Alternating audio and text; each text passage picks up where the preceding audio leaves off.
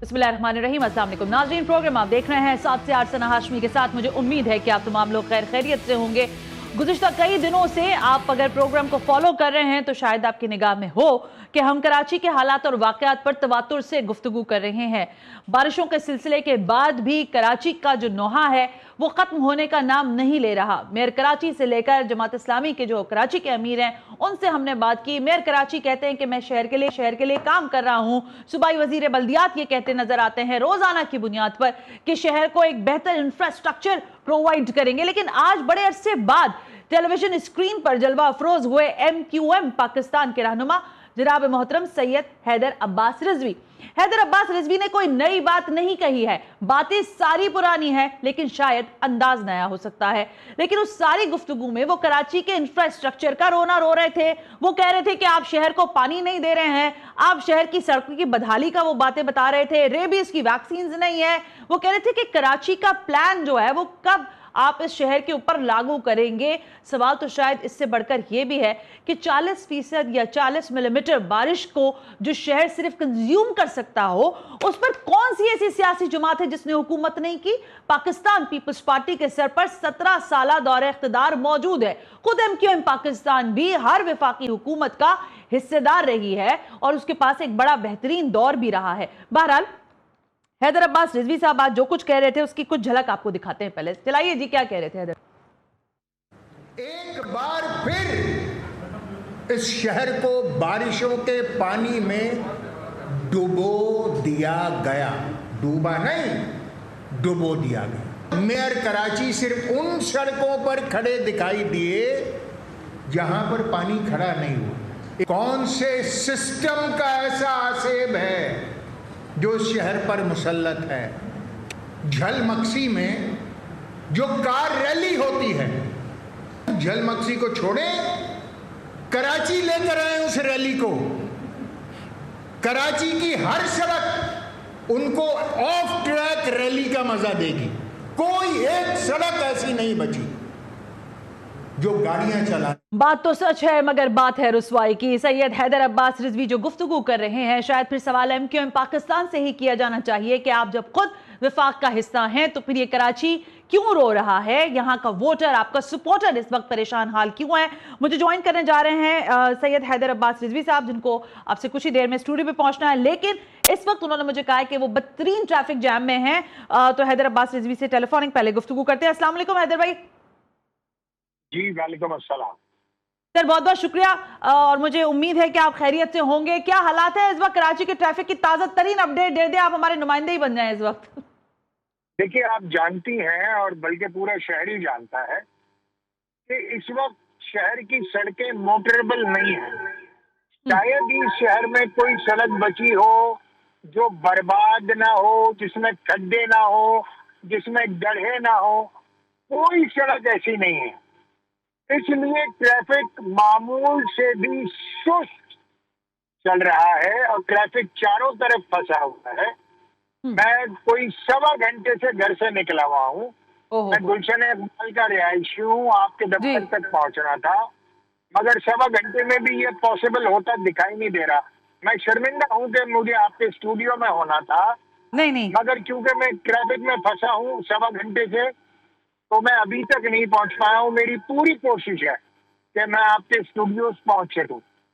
नहीं, आप अपना सफर एहतियात से करें और हम आपके मुंतजर हैं यहाँ पर। लेकिन हैदर अब्बास रिजवी साहब, दौरान सफर आपसे ज़ाहिर गुफ्तगू कर लेते हैं। जो हालात आज आपने बयान किए हैं, आप कहते हैं कि किस सिस्टम का आसेब है जो कराची पर मुसल्लत है। ये सिस्टम का आसेब का लफ्ज जो आपने इख्तियार किया है, आप किस तरफ इशारा करना चाहते हैं? क्योंकि यहाँ पर तो कई तरह की इस्तिलाहें सिस्टम के लिए यूज होती हैं। खुद फील्ड मार्शल सैयद आसिम मुनीर साहब जब आर्मी चीफ थे तो कराची तशरीफ लाए थे, उन्होंने कहा था कि कराची में जो सिस्टम चलता है इसको खत्म करना होगा। ये सिस्टम आखिर है क्या जो कराची शहर के अंदर नाफिजुल अमल है और किसी को मालूम भी नहीं और सब जानते भी हैं? देखिए, ये इस्तिलाह मेरी इजाद करना नहीं है। हाँ, आसेब का लफ्ज मैंने इसके साथ जरूर इस्तेमाल किया है। खुद फातह हिंद chief of army staff field marshal Asim Munir साहब जब पिछले साल नवंबर में तशरीफ लाए थे और उन्होंने यहाँ पर कराची में इंडस्ट्रियलिस्ट से खिताब किया था, तो उन्होंने खुद ये कहा था जी सर। कि यहाँ पर ये सिस्टम क्या चीज है। कौन नहीं जानता कि ये सिस्टम क्या चीज है। सिंध सरकार, साई सरकार इस सिस्टम की मौजूद है। हर महकमे में बड़े बड़े इफरीत मौजूद हैं जो करोड़ों और अरबों रुपए महाना कमाकर हुकूमत सिंध के बड़े लोगों को देते हैं और उसकी बुनियाद पर वो मनमानियां करते हैं। और जो कराची इस वक्त खंडर की शक्ल इख्तियार कर चुका है, मुझे जी इस बात की वजाहत देने की हरगिज़ जरूरत नहीं है।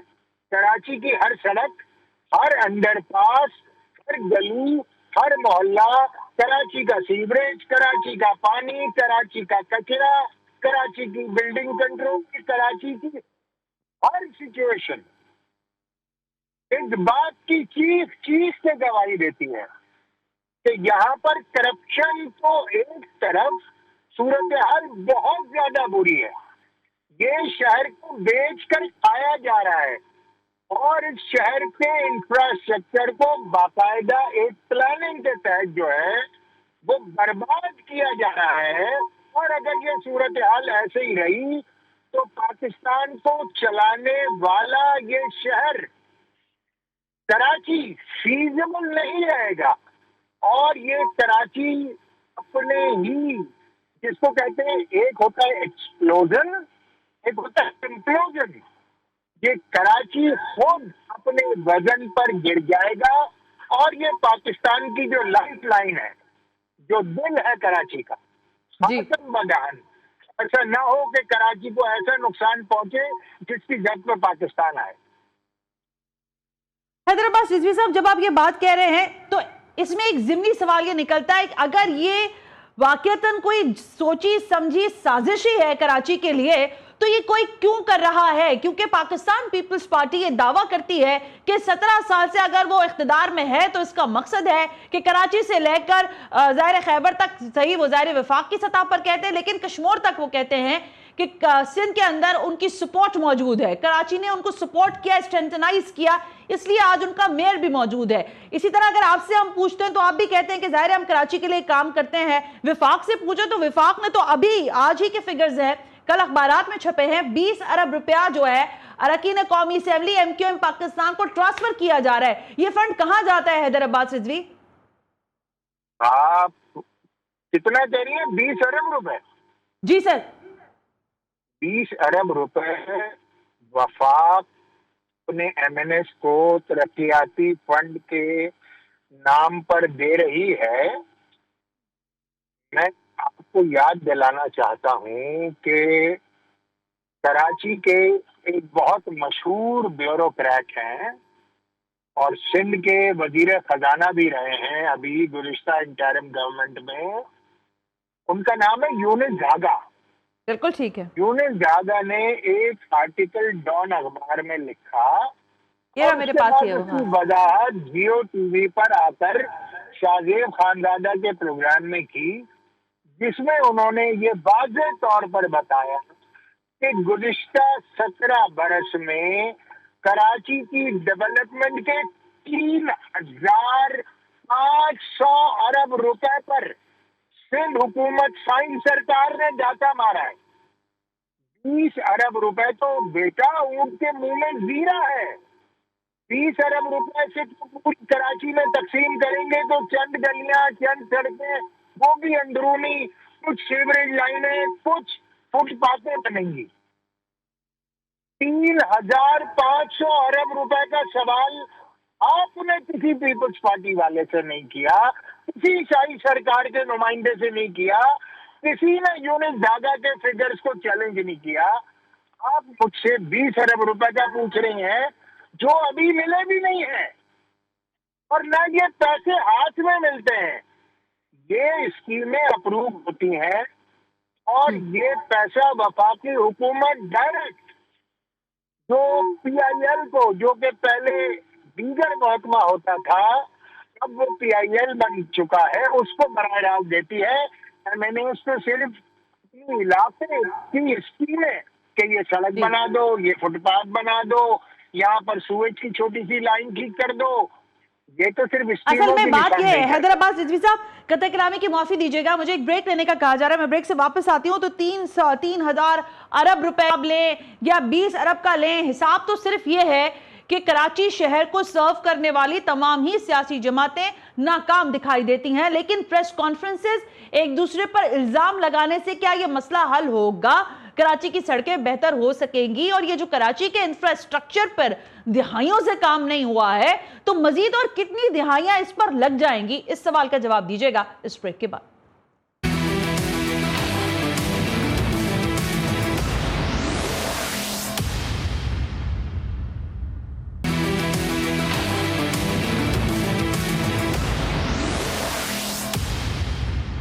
वेलकम बैक नाजरीन, हम ब्रेक पर थे। सैयद हैदर अब्बास रिजवी आज हमारे साथ मौजूद हैं और उनसे ज़रा गुफ्तगू हो रही है। हैदर अब्बास रिजवी साहब, जाहिर है इस शहर में आपने भी सर्व किया है और आज दिन तक भी आप वफाकी हुकूमत के हिस्सेदार हैं।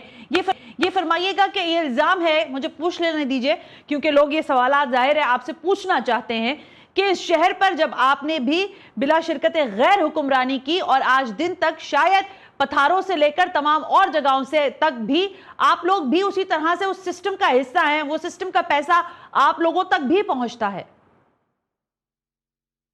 देखिए, बड़ी हैरतअंगेज बात की है आपने। मैं पहले की आपकी बात की तस्दीक करना चाहूंगा। जरूर। आपने एक जुमला कहा कि कराची का मसला हल करने में तमाम सियासी जमातें नाकाम हैं।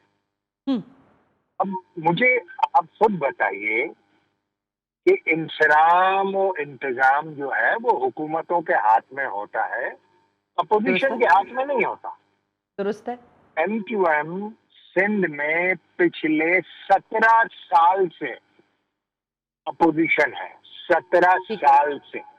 इसका मतलब ये है कि 17 साल से, ये नहीं मुझे कहने दीजिए 20 साल से, ठीक हो गया, 20 साल से इस सूबे के, इस शहर के जो मालिकान है वो साईं सरकार है।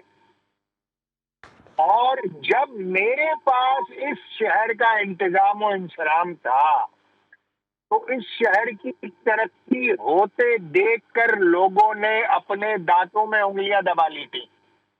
जिस तरीके से MQM के मेयर ने, मुस्तफा कमाल ने, उनकी टीम ने जिस तरीके से काम किया था, कराची दुनिया के तेज तरीन डेवलप होने वाले शहरों में शामिल हो गया था।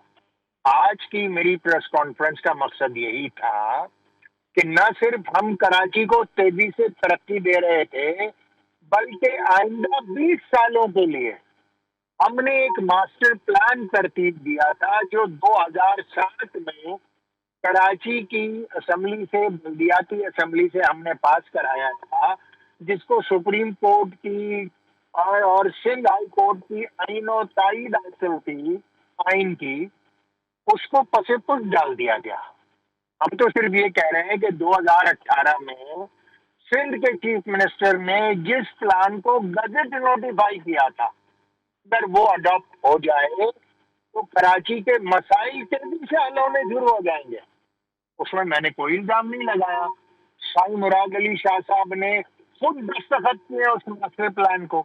ठीक बात है। सिंध हुकूमत का हर वजीर आके कहता है कि कराची का कोई मास्टर प्लान ही नहीं है, कराची का कोई मास्टर प्लान ही नहीं है। उस मास्टर प्लान में न सिर्फ पाकिस्तान की तमाम हुकूमतें, चाहे वो बल्दियाती हुकूमत हो, सिंध की हुकूमत हो, वफाकी हुकूमत हो, वफाकी हुकूमत की तमाम कंसर्न मिनिस्ट्रीज हो, डायरेक्टरेट ऑफ मिलिट्री लैंड हो, कराची में मौजूद 6 कंटोनमेंट बोर्ड हो, सब ने मुत्तफका तौर पर वो master plan, Karachi strategic development plan 2020 वो बनाया था। उस पर कहीं अमल दरामद नहीं हो रहा, बल्कि उसको एरिया से एक नया प्लान बनाने की साजिश हो रही है, जिसका नाम ग्रेटर कराची डेवलपमेंट प्लान। आप बिल्कुल दुरुस्त बात कह रहे हैं। मैंने आपकी प्रेस कॉन्फ्रेंस पूरी ध्यान से सुनी, देखी, और आज आपको जहमत देने का मामला भी ये था कि जरा अहम बात पूछ ही ली जाए कि ये मास्टर प्लान का एक नया लॉलीपॉप मुझे नजर आ रहा है। लेकिन मुझे हैरत इस बात पर है कि हैदर अब्बास रिजवी साहब जैसी ऐसी शख्सियत जो एक इंतहाई समझदार इंसान है, पाकिस्तान की पॉलिटिक्स में आपको हमेशा लोग बड़ी अहमियत देते हैं। आप कह रहे हैं कि आपके मेयर ने जब आपको ये बताया कि शहर में सिर्फ 40 मिलीमीटर बारिश की कंजम्पशन मौजूद है, तो मुझे हैरानगी थी कि एमक्यूएम पाकिस्तान के वो तमाम लोग, चाहे वो साबका मेयर हो, चाहे वसीम अख्तर की बात कर लें, चाहे मुस्तफा कमाल की बात कर लें, चाहे डॉक्टर फारूक सत्तार की बात करें, या उससे पीछे चलते चले जाइए, मुझे ये बताइए कि ये पल्स एमक्यूएम पाकिस्तान को क्यों नहीं पता थी कि कराची के इंफ्रास्ट्रक्चर की इतनी हैयत रह गई है कि किसी वक्त भी कोलैप्स कर जाएगा। आज 2025 में खड़े होकर हम दोबारा वही नौहा कनाए, कब तक होगा ये मामला हैदराबाद रिजवी साहब? देखिए बेटा, बात को समझने की कोशिश कीजिए। सिर्फ देखिए, एक शेर है, दानेश्वरी के नाम पे धब्बा है वो दिमाग, दानेश्वरी के नाम पे धब्बा है वो दिमाग, मसले जो बता देते हैं पर हल नहीं देते। तो अगर मैं भी एक रिवायती प्रेस कॉन्फ्रेंस करता और कराची के मसाइल को उजागर करके प्रेस कॉन्फ्रेंस से उठता था, तो आप ये कहने में हम बजाने थी कि ये तो मास्टर प्लान लॉलीपॉप है।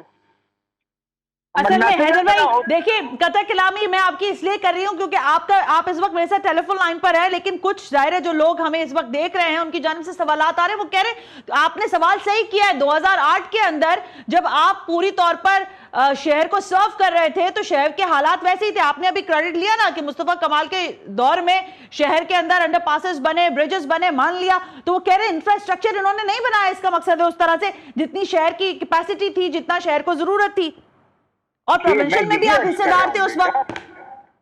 मैं आपसे यही अर्ज कर रहा हूं कि जो हमारा प्लान था, देखिए 2009 में हमारी हुकूमत, बल्दियाती हुकूमत खत्म हो गई, है ना, मगर ये प्लान खत्म नहीं हुआ। ये पाकिस्तान के आईन, पाकिस्तान की supreme court, Sindh high court, Pakistan के तमाम हसास इदारे, पाकिस्तान की फेडरल मिनिस्ट्री, पाकिस्तान की सूबाई ministry, department of revenue, department of health, department of education, और ये प्लान बना था पाकिस्तान की आबादी 27 करोड़ को सामने रखकर। ये प्लान 2007 में मंजूर जरूर हुआ था, मगर ये plan Karachi strategic development plan 2020 था, जिसको फेडरल गवर्नमेंट के विजन 2030 के तहत अडॉप्ट किया गया था। मैं तो आपको सोल्यूशन भी दे रहा हूँ, इसी मास्टर प्लान में ये लिखा हुआ है, अगर आप खोल कर देखें, अगर आपको इसकी कॉपी मिल जाए, कि इसमें बताया गया कि कराची में 125 से 250 मिलीमीटर एवरेज तारीख है कराची में बारिश होने की। ठीक है, और कराची का इंफ्रास्ट्रक्चर ऐसा नहीं था कि 40 मिलीमीटर के बाद वो चौक कर जाए। जब आप उसके नाले साफ नहीं करेंगे, मजीद आप गैर कानूनी तामीरात करते चले जाएंगे, कराची की आबादी बेतहाशा हैदर भाई, इस पर बहुत इंपॉर्टेंट सवाल है, एक ब्रेक का मुझे कहा जा रहा है। जब आप कह रहे हैं कि नालों पर आप होते रहेंगे, शहर के बल्दियाती इंफ्रास्ट्रक्चर की तबाही होगी, शहर में सड़कें नहीं बनेंगी, नालों की सफाई नहीं होगी, तो 40 मिलीमीटर ही बारिश की कंजम्पशन शहर उठा सकेगा। लेकिन इस पर एक अहम सवाल यह है कि जिन नालों पर कब्जे हुए, जिन पर आज तक दुकानें कायम हैं, जिन पर आज तक घर कायम हैं, उस पर स्टे लेने का अगर मैं पूछती हूँ लोगों से तो वो कहते हैं जी एमक्यूएम यहीं पर। मेयर कराची ने कहा, मैंने उनसे कहा कि जाकर कब्जा छुड़वाएं और शहर को बेहतर करें, शहर का इंफ्रास्ट्रक्चर सीधा करें, तो उन्होंने मुझे कहा कि आप चाहती ये हैं कि हम कोर्ट्स के जो मामलात हैं उसमें दखल अंदाजी दें, क्योंकि एमक्यूएम पाकिस्तान जो है उस पर स्टे लेकर बैठी है। कब्जे की जगहों पर दुकानें बनाने का इख्तियार किसने दिया, किसको दिया, क्यों दिया, और आज जब शहर बर्बाद है तो सारे एक दूसरे के ऊपर लानतान क्यों कर रहे हैं?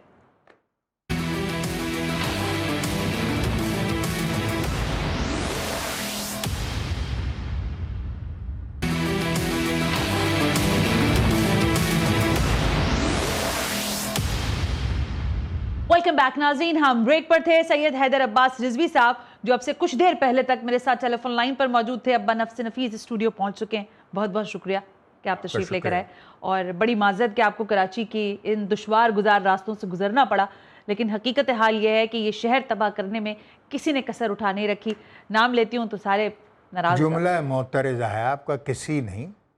हम तो इस शहर के बनाने वालों में रहे, जितनी बल्दियात हमारे पास रही, हमने कराची को जिस तरह सर्व किया उस तरह तो किसी ने भी नहीं किया। आप मुझे बताइए कि जितनी डेवलपमेंट हमारे दौर में हुई, इतनी डेवलपमेंट किसके दौर में हुई? किसने अंडरपासेस दिए, किसने सिग्नल फ्री कॉरिडोर्स दिए, किसने हैदर भाई, कराची की सुएज लाइन को रिवाइव किया, किसने पानी की K3 K4 किसके दौर में मंसूबे शुरू हुए? ये हम ही तो थे। दैट्स नॉट, लोग ये कहते हैं, मे बी आप इससे डिफर करें और 100% करेंगे, लेकिन ये विजन, ये सारा रोड मैप आपको जनरल मुशर्रफ ने दिया था। That's not your contribution all alone, that's all about the money and the association. General Musharraf वो चाहते थे कि कराची डेवलप हो। आज आप मुझे बताएं ना कि इस कराची शहर, मुझे तो ये पोर्ट सिटी नहीं लगता किसी तरह से। उस वक्त तो फिर चलो आप कह रहे हैं, मैं आपके क्रेडिट पे दे देती हूँ ये चीज, लेकिन उनका डायरेक्ट इंटरेस्ट था इस चीज में शहर के अंदर।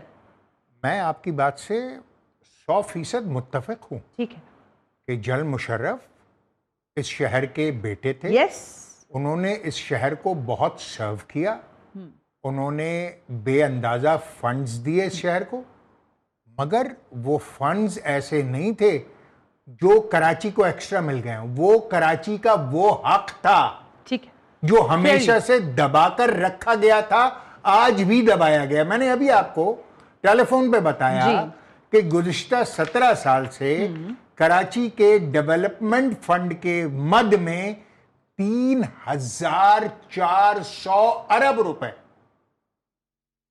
3,400 अरब।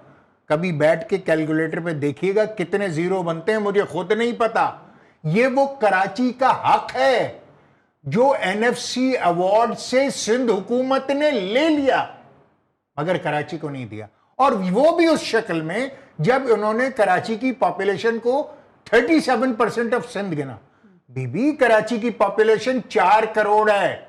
आप लाख लिखते रहे 2 करोड़, आपका डिपार्टमेंट ऑफ स्टैटिस्टिक्स कुछ भी झूठ बोलता रहे, कराची की आबादी 4 करोड़ और उससे ज्यादा है। नो डाउट अबाउट, अगर नो डाउट अबाउट इट है तो फिर ये अमाउंट 3,400 ज़रबे 2 बनेगी, यानी 7,800 अरब रुपए। अब मुझे कहने देंगे कुछ? जी कहिए। इसी मर्दमशुमारी के ऊपर जनाब मोहतरम मुस्तफा कमाल साहब ये फरमा रहे थे कि मर्दमशुमारी के नंबर जो हैं हमने 2.5 लाख 5 लाख करा के तोड़ ताड़ के यहां तक पहुंचाए हैं। आज भी मैं आपसे ये सवाल करती हूं जनाब हैदर रिजवी साहब, मुझे फरमाइए क्यों मानी आपने ये मर्दमशुमारी? ना मानते आप? हमने तो मर्दमशुमारी नहीं, आपने मानी है सर, आप कैसी बात कर रहे हैं हैदर भाई? मुझे अर्ज करने दीजिए।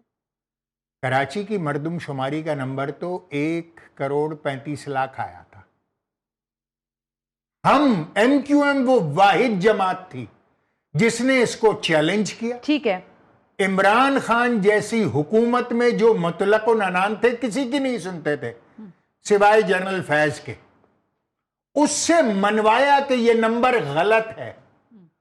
और मर्दमशुमारी पाकिस्तान के आइन के मुताबिक 9 बरस बाद होती है।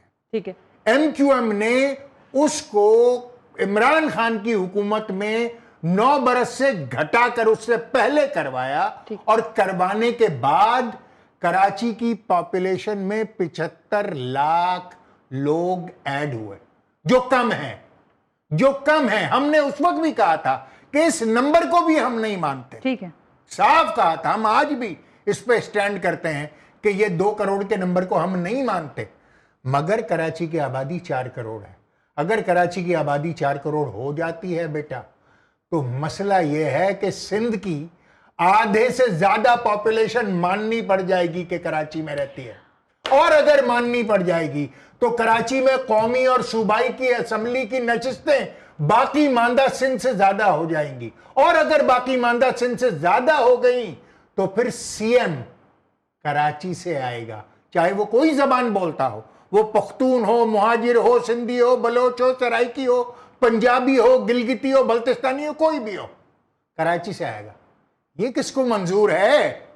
ये कैसे दही सिंध से उठ के वजीर आला कराची आ जाएगा? हाँ, ये है वो खेल। मैं करती हूं इस पे बात, लेकिन क्या ये मंजूर है कि इस शहर के अंदर हैदराबाद रिजवी भाई, मसला ये है कि मुझे कुछ सवालात इसलिए भी करने हैं क्योंकि अब हकीकत आया हो गई है। झूठ और सच वाला मामला जो था ना, यानी ये गिमिक करने वाली बातें, वो अब खत्म हो गई हैं। ऐसे ही है। देखिए, जो इस शहर के अंदर कब्जा हुआ, नालों पर हुआ, नालों पर दुकानें बनी, घर बने, हमने खुद उसको बहुत सारी जगहों पर जाकर रिपोर्ट भी किया, दिखाया भी, और आपकी इसमें मैं बड़ी बात कहूंगी कि बहुत सारी चीजों को आपने माना।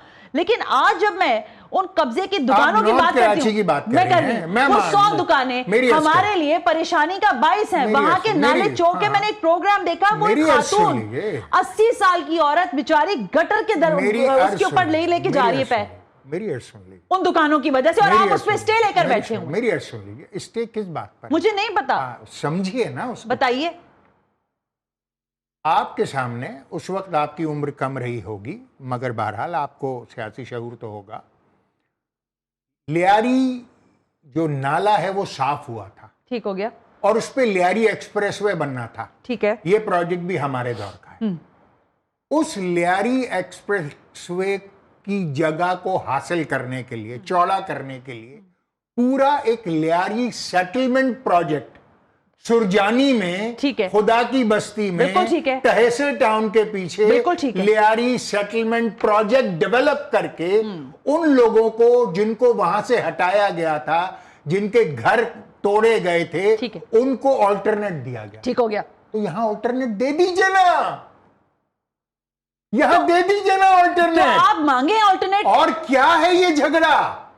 यही तो है। तो जब तक ऑल्टरनेट नहीं मिलेगा, एक सेकंड ना, हैदराबाद से मेरी बात सुने। देखिए, वहां अगर शहर का पूरा वो उस एरिया का, तो ऑल्टरनेट दुनिया का जो एक इंटरनेशनल स्टैंडर्ड है वो यही है। हैदराबाद तो इनको बसाया हमने था। ऑल्टरनेट किसने बसाया? लोग वहां पर खुद किसने बसाया? वो 100 दुकानों की एनओसी किसने दी? 100 या 150 दुकानों की? यहाँ तो पूरे गोठ आबाद स्कीमें हैं, पूरी कच्चियां आबादियां हैं। कि वो जालिम है तो मैं भी हूं, जालिम की बात नहीं है, तो मैं भी करप्शन करूंगा। तो सिर्फ इतना कह रहा हूं मैं कि अगर कोई सेटलमेंट आपको पसंद नहीं है तो उसका बैनुल अक़वामी और पाकिस्तानी तरीक़ेकार यह है कि आप उसका अल्टरनेट प्रोवाइड कर देते हैं। पूरी लियारी प्रोजेक्ट आपने इस पे बना दिया। मैंने खुद वहां पर एक स्कूल कायम किया उस लियारी सेटलमेंट में जाके, जो मेरा हल्का भी नहीं था, मगर गरीबों के बच्चे थे, पढ़ लेते मेरे फंड से। जब मैं एमएनए था वहां मैंने स्कूल बना दिया। पराचा साहब उसके डायरेक्टर होते थे, जो कमिश्नर कराची थे। सेटलमेंट दे दें। 100 दुकानों की सेटलमेंट कितनी बड़ी होगी? कितनी एक बड़ी होगी? 2 एकड़, 1 एकड़, आधा एकड़, एक इमारत बना दें यार। अच्छा, हैदराबाद सिद्दीकी साहब, जब आप ये सारी बातें करते हैं तो फिर लोग ये सवाल उठाते हैं सोशल मीडिया पर। मैं अभी देख ही रही थी आपकी प्रेस कॉन्फ्रेंस के बाद लोगों ने ये सवाल उठाया कि इनसे पूछिए कि 2008 के बाद 2025 तक इस वक्त आप विफाक के साथ मुसलसल बुनियादों पर इत्तेहादी के तौर पर मौजूद हैं। एक वजारत जो कि 18वीं आईनी तरमीम के बाद अब बाकायदा तौर पर विफाक की वजारत है, जो कि जाहिर है सेहत की वजारत है, वो भी आप लोगों ने आपको मिल चुकी है और आप उसमें सेहत की वजारत नहीं है वो। फिर क्या है वो? 18वीं तरमीम के बाद सेहत डिवॉल्व्ड सब्जेक्ट है। तो हर सूबे की, ये सिर्फ रेगुलेटरी मिनिस्ट्री है। अच्छा, 18वीं तरमीम के बाद सेहत, तालीम, दाखिला और ऐसे तमाम महकमे सूबों को जा चुके हैं बेटे। जी, तो मुस्तफा कमाल ये रेगुलेटरी, अच्छा, रेगुलेट कर रहे हैं सेहत को। ठीक है, ऑफ कोर्स। चले, ठीक है, ओके। आप पूछ लीजिए, मिनिस्ट्री का नाम गूगल कर लीजिए, अभी आपको अंदाजा हो जाएगा। ठीक है। अच्छा, अब आप मुझे जरा ये फरमा दें कि मुसलसल बुनियादों पर एक अहम जमात, बेहतरीन अजहान रखने वाले लोग विफाक का हिस्सा बनते हैं और शहर को डिलीवर नहीं करवा पाते, क्यों? देखिए, बात सिर्फ इतनी अभी आपसे मैंने 20 अरब का पूछा, आपने कहा 20 अरब का कोई फायदा? कोई फायदा? 20 अरब रुपए तो ऊँट के मुंह में जी छोड़ देना, लेकिन आ तो रहा है पैसा। 8,000 अरब रुपए की बात कर रहा हूं। आप मुझसे वफाक से लाए हुए। That's not the case. No, this is the case. You have to ask the question of 8,000 billion rupees first. आप मुझे 20 अरब पे ऑडिट कर लीजिए, मैं आपको स्कीमें दिखा दूंगा कि जनाब वो स्कीमें जो आप काम कर रहे हैं, मैं यही तो पूछ रही हूँ। मैं आपसे यही तो अर्ज कर रहा हूं कि 20 अरब रुपए ऊंट के मुंह में जीरा है। मिल चुके हैं? मिलते नहीं है। अरे अच्छा, स्कीमें जमा हो जाती हैं। अच्छा, स्कीमें जमा होगी हमारे। अच्छा, एमएनए के मेरे घर के सामने 200 फुट, कितना? 200 फुट, 200 फुट, यानी मेरे घर के सामने भी नहीं है, गली के कोने पर। ठीक हो गया। मेरे इलाके का नाजिम जमात इस्लामी का है, मुबारक हो आपको बहुत। मेरे घर के सामने की रोड इसलिए नहीं बनती कि सड़क पे हैदर अब्बास रिजवी रहता है। वाह। मेरे घर से पहले मेरी सड़क पे 4 स्कूल हैं। उन 4 स्कूलों की वजह से वो गटर उबलने लगते हैं, रोड टूट जाती है। बार बार राब्ता करने के बावजूद मेरी अगली गली बन गई, मेरी पिछली गली बन गई, मेरी गली बन के नहीं देती। मेरे मोहल्ले वाले मुझे ताना देते हैं कि हैदर भाई आपकी दुश्मनी में हम भी सफर कर रहे हैं। अब मैंने अपने एमएनए, जो मेरे इलाके का एमएनए एमक्यूएम का हसन साबिर एडवोकेट, हसन साबिर। मैंने उसको रिक्वेस्ट की है, परसों ये मेरी मोबाइल फोन में देख लीजिए आप, कि भाईजान ये मेरे हाथ जुड़े हैं, 200 फुट की रोड डिप्पेवर की बनाते भाई। मेरे मोहल्ले वाले मुझे ताने दे रहे हैं। तो ये 20 अरब रुपए ऐसे ऊंट के मुंह में जीरा हो जाते हैं 200 फुट की सड़कों पर। मुझे 200 फुट की सड़कें नहीं चाहिए बेटा, मुझे पूरा कराची रिवैम्प चाहिए। आपके ख्याल में कौन करेगा ये? वो करेगा जिसके पास इसका मैंडेट है, वरना आज की प्रेस कॉन्फ्रेंस में मेरा मुतालबे 2 हैं सिर्फ जी।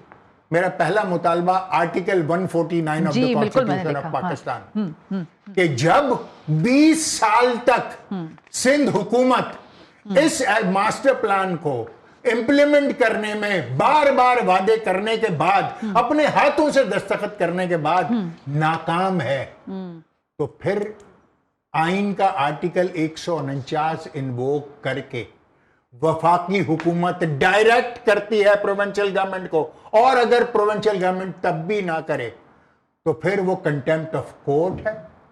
कंटेम्प्ट ऑफ, फिर आर्टिकल 5A इन्वोक होता है कि हर पाकिस्तानी शहरी पर वाजिब है कि वो सुप्रीम कोर्ट की रूलिंग्स को मानो अनफॉलो करे, और अगर नहीं करता तो फिर हुकूमतें जाती हैं बेटे। किसकी हुकूमत जा रही है? सर, अगर ये इंप्लीमेंट नहीं होता और वफाकी हुकूमत डायरेक्ट कर देती है तो फिर सूरत हाल यहां तक भी आ सकती है। देखिए हैदर अब्बास रिजवी साहब, मामला ये है कि आप आर्टिकल 149 की बात करें या आर्टिकल 5 की बात करें, मेरा सिंपल सीधा सवाल ये है कि इस वक्त शहर कराची का जो मेयर है वो जनाब मोहतरम मुर्तज़ा वहाब साहब हैं, ठीक है।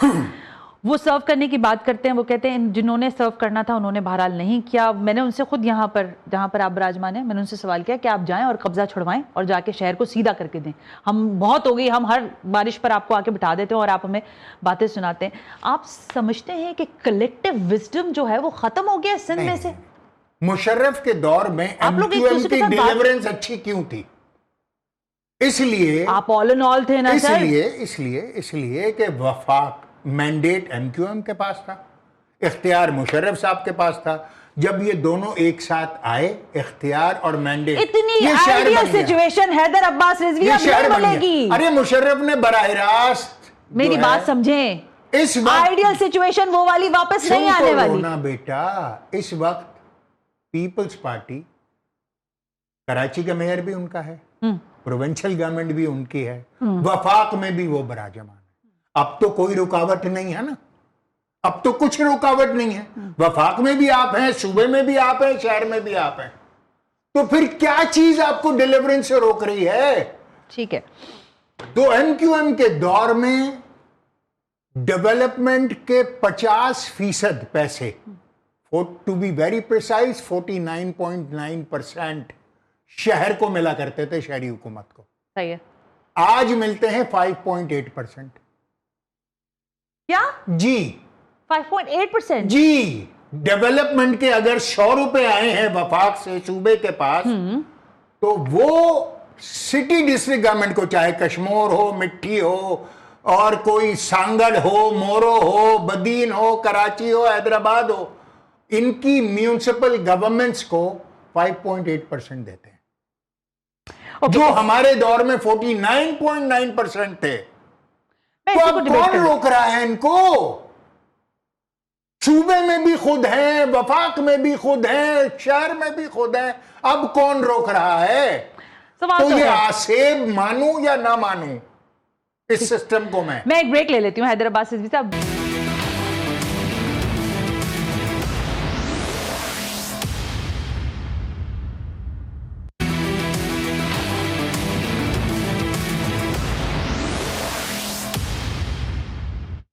वेलकम बैक नाज़रीन, हम ब्रेक पर थे। गुफ्तगू हो रही है सैयद हैदर अब्बास रिजवी साहब से, जिन्होंने आज एक ताज़ा तरीन धुआंधार प्रेस कॉन्फ्रेंस की और उन्होंने एक मरतबा फिर कराची का नोहा इसमें पढ़ा।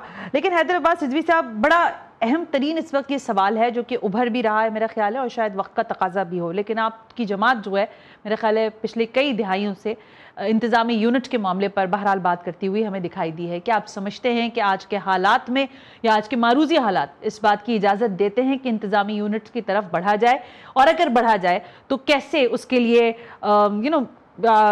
चीज़ें चॉक डाउन की जा सकती हैं? देखिए बेटा, गैर मामूली सूरत हाल गैर मामूली फैसलों की मुतकाज़ी होती है। दुरुस्त बात।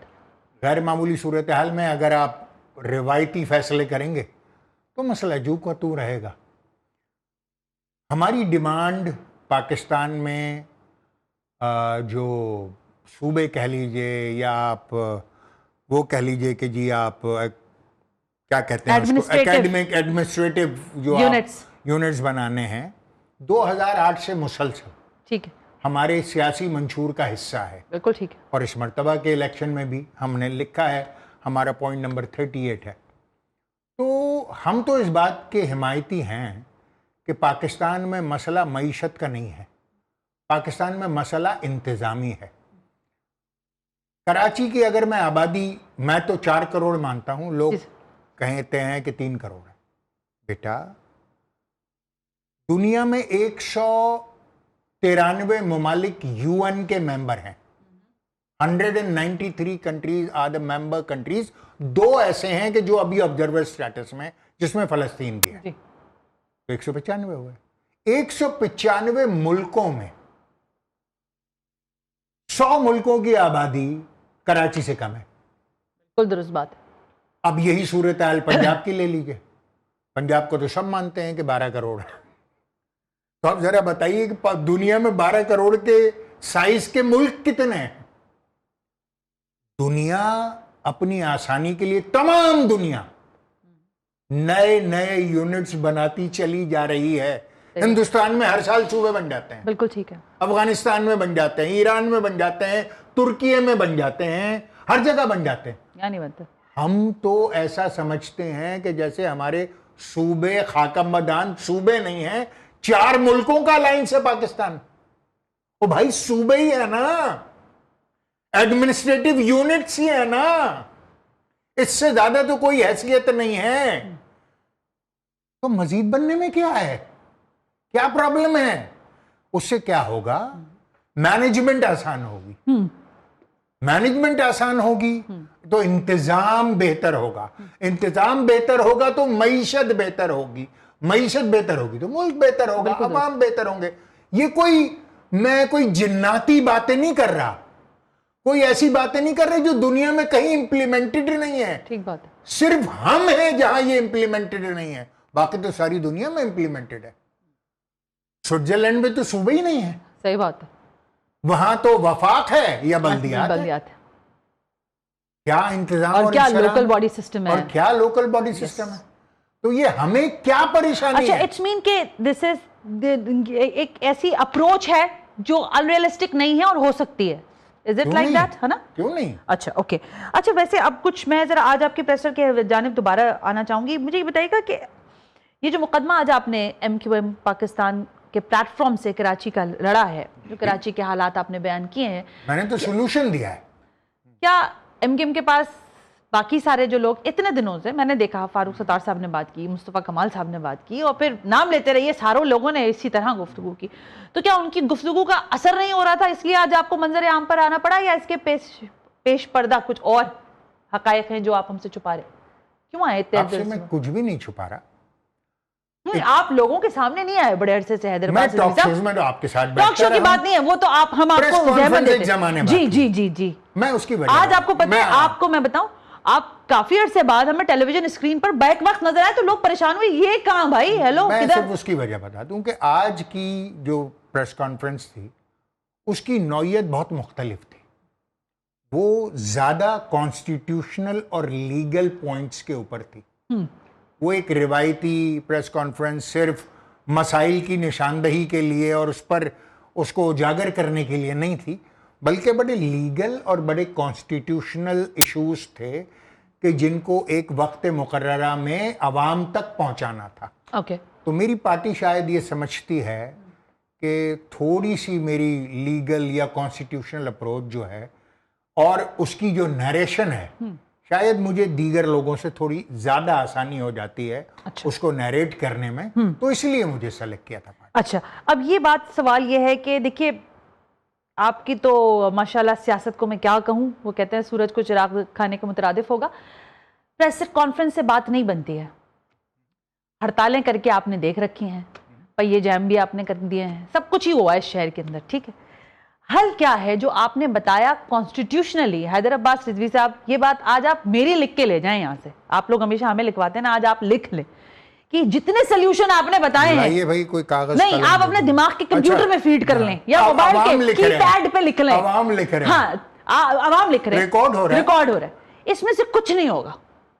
और एक और प्रेस कॉन्फ्रेंस होगी जो कि हफ्ते को होगी या इतवार को होगी, और एमक्यूएम पाकिस्तान का ही कोई रहनुमा बैठा हुआ गुफ्तगू कर रहा होगा, अल्लाह अल्लाह खैर सल्लाह, इसके आगे कुछ नहीं होगा। मैं आप समेत ऐसे मौजूआत और मसाइल पर आवाम की मायूसी को समझता भी हूं और महसूस भी करता हूं। देखिए मैं तो इसी कराची का हूं ना, बिल्कुल सही मेरी तो जमपल यहीं की है, मैं पैदा हुआ, पला बड़ा, जवान हुआ, अब मेरी दाढ़ी सफेद हो गई है, बाल सफेद हो गए ना। मैं ना इतना अबतर कराची कभी नहीं देखा जिंदगी में। मैंने अपनी प्रेस कॉन्फ्रेंस में मैंने बताया कि कल मैं डॉक्टर दानिश के प्रोग्राम में बैठा था और मेरे बड़े अच्छे दोस्त और भाई हैं मौला बख्श चांडियो साहब तशरीफ रखते थे, रियाज बसरा साहब तशरीफ रखते थे, खिजर हयात साहब थे जिनसे मेरी मुलाकात नहीं है, केपीके से नून के रुकन जी जी जी जी। उन्होंने दौरान गुफ्तगू मौला बख्श चांडियो साहब की किसी बात का जवाब देते हुए कहा कि कराची दुनिया का गलीज तरीन शहर है। शायद मौला बख्श को ये बात इतनी गरा ना गुजरी हो, रियाज बसरा को ना गुजरी हो, खिजर हयात साहब को कहते में शायद झिझक महसूस ना हुई, मगर मेरे दिल पे लगी कि यार आई एम 57 नाउ। सही बात। जिस शहर में मैं पैदा हुआ, पला बड़ा, खिजर हयात पेशावर में बैठकर मेरे शहर को दुनिया का गलीज तरीन शहर कह रहा है। पहले मेरे जी में आया कि मैं उनको टोकूं, फिर मैंने सोचा कि क्या गलत कह रहा है। सही बात, सच तो यही है। क्या गलत कह रहा है? बिल्कुल ठीक है। शहर का कचरा नहीं उठता है हैदर भाई, शहर की सड़कों पर सफाई नहीं होती। जिस सूबे का मुझे तो बहुत अजीब लगता है ये लफ्ज कहते हुए, ये शहर का कोई एस्थेटिक सेंस ही नहीं है। कहीं उतनी लंबी इमारतें, कहीं एक पेवन लगी हुई झोपड़ी, उसके साथ आगे जाए एक बहुत बेहतरीन कार शोरूम। एस्थेटिक्स तो एक बहुत बड़ा लफ्ज है। मेरे शहर में सैनिटेशन नहीं है, और सैनिटेशन क्यों नहीं है? इसलिए कि इस सूबे का चीफ सैनिटेशन ऑफिसर खुद साईं सरकार हैं, वजीर आला मुराद अली शाह साहब हैं चीफ सैनिटेशन ऑफिसर। कभी सोचा कि मुराद भाई के पास कितने महकमे हैं जी, और कितने बरसों से हैं, और उसके नताइज क्या निकले हैं? अरबा रुपए के मोबाइल छीन जाते हैं इस शहर में। पहले तो हम पे इल्जाम लगा था ना, एमक्यूएम वाले छीन लेते हैं। अब कौन छीन रहा है भाई? अब कौन छीन रहा है? गाड़ियां ऐसे छीनती हैं इस शहर में, सही बात है, मोटरसाइकिलें ऐसे छीनती हैं, और 12-12, 15-15 हजार रुपए में।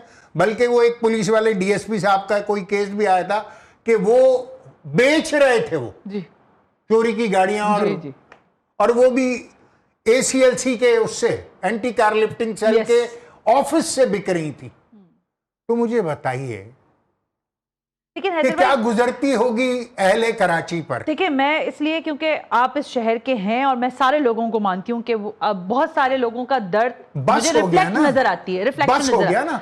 लेकिन हैदर भाई देखें, बात शुरू होती है ना तो उसका कोई माजी जरूर होता है, और आप अपने माजी के कुछ चीज़ों से जाहिर है पहलू तही भी कर लें, उस पर भी मैं आपको कहती हूँ कि बिल्कुल करें हक बजाने में आप।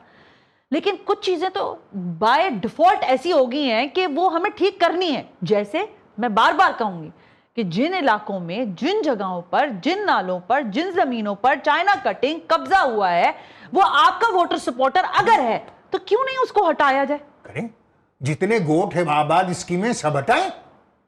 अब तो मैं ये कह रहा हूं ना कि जितने यहां पर गैर कानूनी तामीरात खत्म करें। ये जो मास्टर प्लान लेकर मैं कह रहा हूं कि ये नेशनल बाइंडिंग है, ये आईनी, कौमी और अदालत उज़्मा, supreme court, Sindh high court सबके ऑर्डर्स के साथ बाइंडिंग है। और आज से बाइंडिंग नहीं है, ये 2007 से लेकर बिलखुसूस 2018 से बाइंडिंग है। क्यों नहीं अमल दरामद होता इस पर? और ये 2047 का मास्टर प्लान क्या साजिश है? अगर आपने खुद 2018 में इस मास्टर प्लान को साइन किया और गजट किया है, तो फिर क्यों कह रहे हैं आप कि शहर का कोई मास्टर प्लान नहीं है? हुजूर आपके दस्तखतों से जारी हुआ है। क्या MQM पाकिस्तान पावर कॉरिडोर्स में अपनी रसाई रखती है? और मेरे पावर कॉरिडोर से सीधा मकसद ये है कि वो इस्टेब्लिशमेंट जिस पर आप पर माजी में इल्ज़ाम लगता रहा कि आप हमेशा उसी के साथ साथ चलते आए हैं, तो क्या वहां तक आपकी रसाई है आज भी कि आप कम से कम कराची का मसला देखें? फील्ड मार्शल आसिम मुनीर साहब जब यहाँ कराची तशरीफ लाए थे तो उन्होंने आपने बिल्कुल दुरुस्त कहा था, उन्होंने कहा था ये सिस्टम, उन्होंने ही बताया था लफ्ज़ कि जो सिस्टम है ना ये तोड़ना है। तो ये कराची के जो इंपॉर्टेंट मसले हैं, चाहे वो मास्टर प्लान ही क्यों ना हो, क्या MQM पाकिस्तान का एक्सेस ही नहीं है? पाकिस्तान के अरबाब हल वक़्त जो हैं, जिनके पास इख्तियार है, जिनके पास वसाइल हैं, जिनके पास ताकत है, जो चीज़ों को ठीक करने की सकत रखते हैं, हम उनसे कह ही तो सकते हैं, कह ही तो सकते हैं। और कोई भी कह ही तो सकता है, उनके आगे रो ही तो सकता है। इससे ज़्यादा क्या हो सकता है? वक्त क्योंकि अब ख़त्म होने वाला है, अगर आपकी प्रेस कॉन्फ्रेंसेस का मैं तखमीना लगाऊं या नंबर्स निकालूं तो चले एक साल में कम ज़्यादा ना सही 365 तो होंगी। ये ज्यादा नंबर, अच्छा, एग्जेजरेटेड, चले 65 होंगी, 65 कर, चलो 65 कर लो, 300 निकाल ही दिया। 65 कॉन्फ्रेंसेस के साथ 1 साल, 65 के साथ 1 साल, 5 साल आप बहरहाल पूरे कर लें 65 करके, चलिए ठीक है। At the end of the day आपने इंतखाबी अमल के अंदर जाना होगा और आप इंतखाबात लड़ेंगे, ठीक है, इलेक्शन आएगा जब, जाहिर है, हाँ, आपकी कारकर्दगी क्या होगी? क्या बताएंगे? किस चीज पर मुझसे वोट लेने आएंगे? आप मेरी कॉन्स्टिट्यूएंसी में रहते हैं, मैं किस चीज पर आपके किसी भी MNA को वोट दूं? मैं तो अर्ज कर रहा हूं कि अगर मैं इस बात पर कामयाब होता हूं कि मैंने आज पहली बार जिंदगी में वजीर आजम से भी मुतालबा किया और chief of army staff field marshal Asim Munir साहब से भी मुतालबा किया, पहली बार, ठीक है ना? वरना पहले हम सिर्फ वजीर आजम पाकिस्तान को ही पुकारते थे, पहली बार। और ये शेर पढ़ा था अहमद नवेद का कि अब तो कर लीजिए समात आप किस्सा इश्क का, अब तो कर लीजिए समात आप किस्सा इश्क का, आह तक ले आए हैं हम मुख्तसर करते हुए।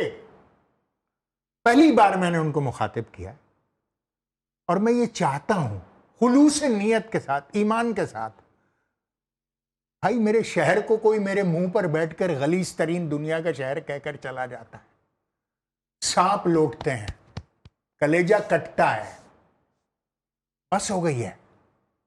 सोल्यूशन दिया है मैंने अपनी जानिब से, सोल्यूशन जो लिखा हुआ है आर्मी का, ISI का, जो डायरेक्टरेट मिलिट्री लैंड्स हैं, कंटोनमेंट बोर्ड्स का, वफाकी वजारतों, जितने स्टेक होल्डर्स हैं कराची के, 32% का मेयर है, 68% के दीगर एजेंसीज और इदारे हैं और मिनिस्ट्रीज हैं, सबका कंसेंसस डॉक्यूमेंट है।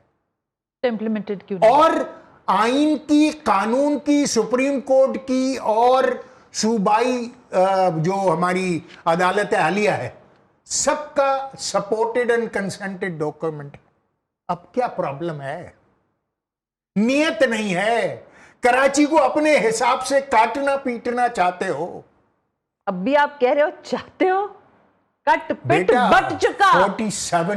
जो हैदर मास्टर अब्बास प्लान रिजवी साहब, 47 मैं है, आपसे इसलिए आपको रोकती हूँ कि आप लोग बिल्कुल दुरुस्त है, आप मुझसे बेहतर गुफ्तगू कर रहे हैं और आप जानते हैं सारी चीजों को। बुनियादी तौर पर सारा मामला यह है, ये शहर बट चुका, कट चुका, बट चुका, बटना वो वाला नहीं, आपस में भी बट चुका है और किसी एक ने नहीं, माशाल्लाह सबने अपनी हिस्सेदारी पूरी तरह से ली है। तो जाहिर है उसका खुमियाजा हम अवाम कराची वाले भुगत रहे, जिन्होंने हम कहीं बाहर से आए हैं, हम कहीं मरीख के हैं, लेकिन आप इस अतारुद के चांद के मुश्तरी के हैं, हम किन्हीं और सड़कों पर चलते हैं। बेटा यूनिवर्सिटी रोड पर रहता हूं मैं, वो यूनिवर्सिटी रोड मेरा भी घर वहीं है, पिछले 4 सालों से मोटरेबल नहीं है।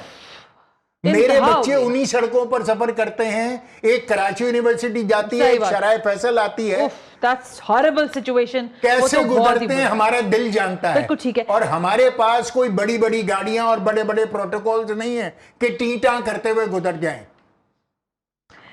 हैदराबाद सिद्दीकी साहब, वक्त खत्म हो गया है, लेकिन ज़ाहिर है कुछ तंजीमी सवालात थे जो मैं चाहती हूँ कि मैं आपसे करूँ। क्या इस वक्त जो सवाल उठाया जा रहा है कि MQM पाकिस्तान, बिलखुसूस जनाब मोहतरम खालिद मकबूल सिद्दीकी, मोहतरम जनाब मुस्तफ़ा कमाल साहब में एक बहुत ही देरीना चपकलिश है जो कि अब मज़ीद तबातुर से बढ़ती जा रही है, जिसकी बुनियाद पर ताहाल कोई भी एक ऐसा प्रोग्राम नहीं है जिसमें वो दोनों इकट्ठे नजर आए हों, या कोई ऐसी कमेटी खावती अमल है जिसमें दोनों को साथ देखा गया हो। क्या ऐसा है या नहीं? देखिए, दोनों अशखास जो हैं वो मोहतरम हैं और इनके पास पॉलिटिकल पोर्टफोलियोज हैं, पब्लिक ऑफिसेज हैं।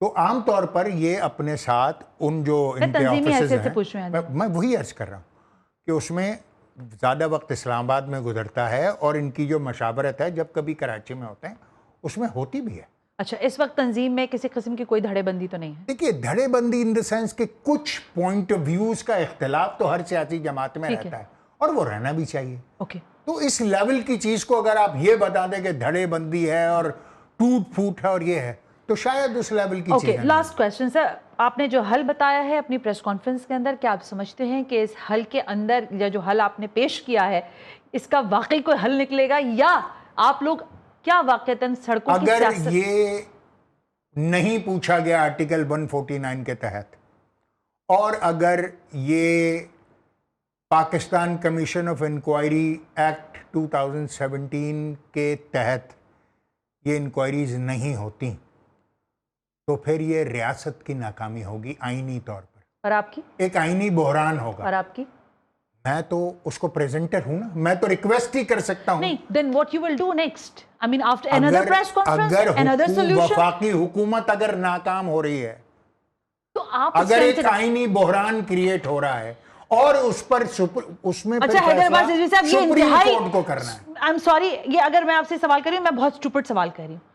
ये वफाकी हुकूमत जो आपके बताए गए हल पर अमल दरामद नहीं करती, उसी वफाकी हुकूमत को आपके 14 MNAs स्ट्रेंथनाइज कर रहे हैं। छोड़े आप हुकूमत, अगर वो अगले 120 दिन के अंदर आपकी बात पर अमल नहीं करती सर, आप छोड़ दें हुकूमत, आप कहें जाए भाई नहीं कर रहे, ये भी अमल नहीं कर रहे हो, हम हल दे दे के भी थक गए, तो किस चीज के लिए आप हुकूमत को स्ट्रेंथनाइज कर रहे हो भाई? बेटा, काश चीजें इतनी सादा होती तो फिर लॉलीपॉप ही हुआ ना हैदर भाई। आपको लगता है? मैंने तो हुकूमत को भी दरखास्त की है, मैंने रियासत से भी दरखास्त की है।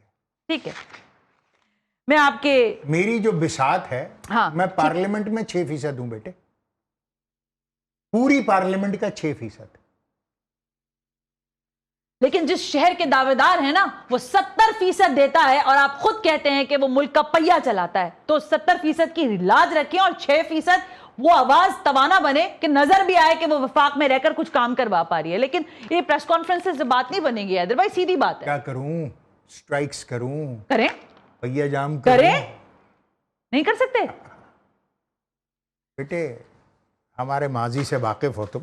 बहुत शुक्रिया हैदराबाद सिद्दीकी साहब, आपने अपना कीमती वक्त दिया।